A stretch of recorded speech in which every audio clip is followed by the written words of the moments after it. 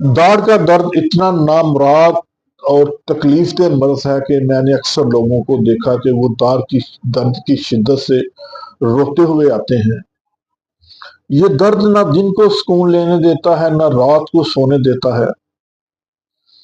तो ऐसे लोग इसका शिकार होते हैं जो मीठी चीजों का ज्यादा इस्तेमाल करते हैं, खासकर बच्चे जो चॉकलेट, टॉफी और इस तरह की मीठी चीजें इस्तेमाल करते हैं और बाद में दांतों में कुल्ली वगैरह नहीं करते। या ऐसे लोग जो दांतों की सफाई को प्रॉपर तरीके से नहीं करते, कई कई दिन ब्रश या मसवाक नहीं करते। ऐसे लोग जिनकी मियादे में प्रॉब्लम है, बदहजमी है, ऐसे लोगों के भी दांतों में बाद दफा दर्द शुरू हो जाता है, दांतों में इंफेक्शन हो जाती है। तो इसके लिए आज हम आपको एक रेसिपी बताने जा रहे हैं। जैसे ही आप इसको दांत पे लगाएंगे, ये जादू की तरह चंद मिनटों में आपका दर्द खत्म कर देगा।